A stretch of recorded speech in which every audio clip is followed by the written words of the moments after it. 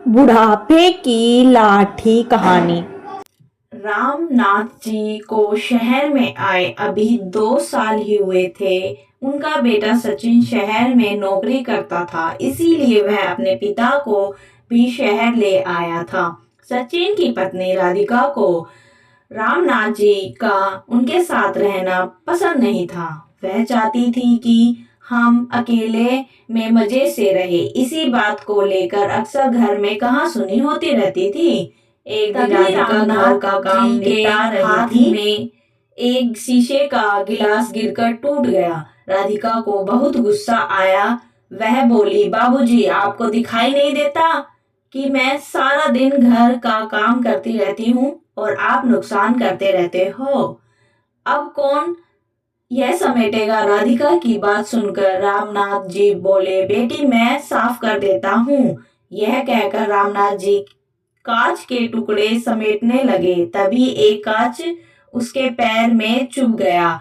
खून की धारा फूट पड़ी। रामनाथ जी ने किसी तरह कांच का टुकड़ा पैरों से निकालकर और बहू को आवाज दी। राधिका आई और खून देखकर चिल्लाने लगी, ये क्या किया? सारा फर्श गंदा कर दिया। दवा लगाइए इस पर, जाइए अपने कमरे में। मेरा काम और बढ़ा दिया। रामनाथ जी लंगड़ाते हुए अपने कमरे में पहुंच गए। सामने टेबल पर उनकी पत्नी की फोटो रखी हुई थी। उसे देखकर उनकी आंखों में आंसू आ गए।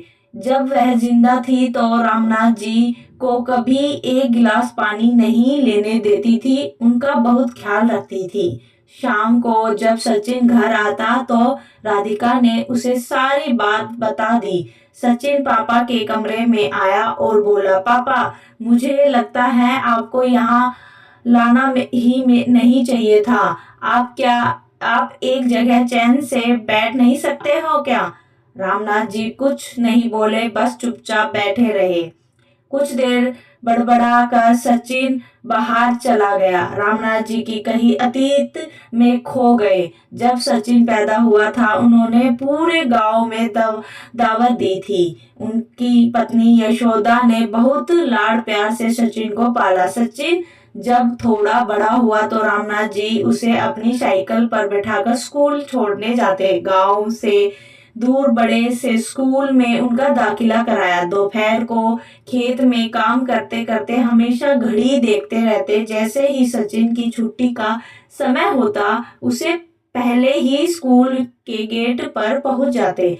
सचिन को घर पर छोड़कर फिर साइकिल उठाकर भरी दोपहरी में खेत पर जाते और रात तक मेहनत करते। सचिन जब 5वीं 8वीं क्लास में आया तो एक दिन अपने पिता से बोला, पिताजी, आप मुझे स्कूल छोड़ने मत जाया करो। मेरे सारे दोस्त मजाक उड़ाते हैं। आप मुझे एक साइकिल दिलवा दो। यशोदा जी ने बोला, अच्छा, अपने बाप के साथ जाने में शर्म आती है? कोई साइकिल नहीं मिलेगी। जाना है तो पैदल जा। रामनाथ जी ने सचिन की बात को समझकर उसे साइकिल दिलवा दी। धीरे धीरे वह पढ़ लिख गया और शहर जाकर नौकरी करने लगा। रामनाथ जी से अब काम नहीं होता था। सचिन हर महीने कुछ पैसे भेज देता था। एक दिन सचिन गांव आया और उसने बताया कि उसने एक लड़की पसंद कर ली है। वो दोनों शादी करना चाहते हैं, लेकिन वह आप लोगों को शादी में नहीं बुला सकता। शहर की शादी में आप लोग सही नहीं रहोगे।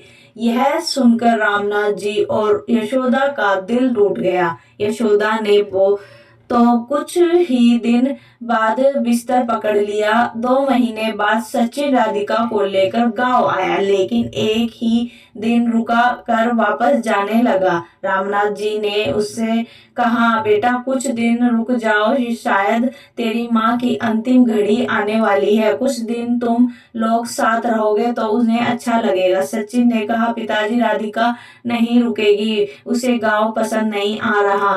दोनों चले जाते हैं। कुछ दिन बाद यशोदा जी अपने बेटे को याद करते करते दम तोड़ देती है। उस समय सचिन अपनी राधिका दोनों 13वीं तक रुके थे। फिर रिश्तेदारों के कहने पर सचिन अपने पिता को शहर ले आया, लेकिन अब दोनों उसे परेशान हो चुके हैं। रामनाथ जी को अब कोई ठिकाना भी नहीं है। गांव का मकान और खेत सचिन ने बेच दिया था। उसी पैसे से उनने एक फ्लैट और किराए पे लिया। मकान से उसमें आया गया। एक दिन शाम के समय रामनाथ जी उदास एक पार्क बेंच पर बैठे थे। उसके जीवन का अब कोई मकसद नहीं था। तभी उन्होंने देखा 3-4 उनकी उम्र के लोग वही पार्क में बैठे हंस रहे थे। तभी एक दूसरे से मजाक कर रहे थे। रामनाथ जी को यह देखकर अपने गांव की याद आ गई। गांव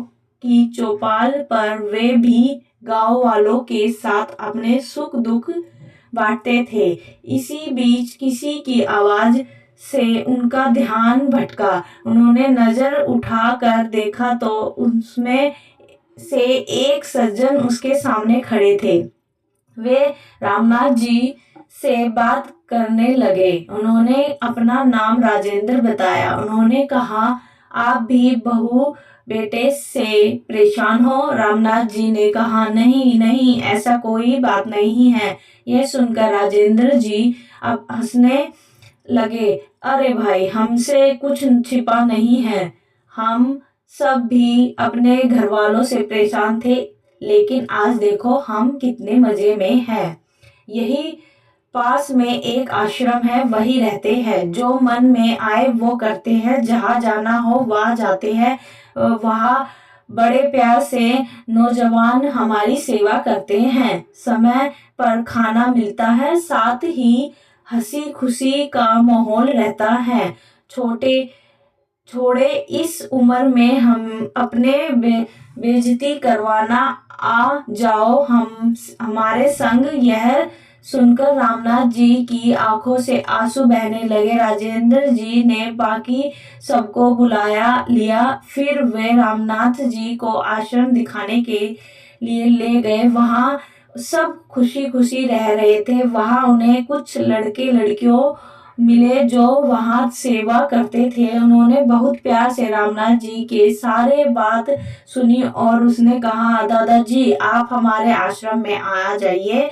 यहाँ हम आपकी इतनी सेवा करेंगे कि आप अपना दर्द भूल जाओगे। रामनाथ जी के लिए यह सब बिल्कुल अलग था। गांव में तो ऐसा कुछ नहीं था। अगले दिन वे अपना सामान लेकर घर से चल दिए। उन्होंने सचिन को राधिका को कुछ नहीं बताया और आश्रम पहुंच गए। वहां जाते ही उनका स्वागत हुआ।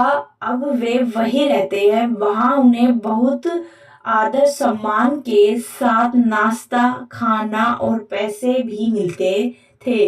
अब वे भी उस ग्रुप का हिस्सा थे जहां केवल खुशियां बांटी जाती थी।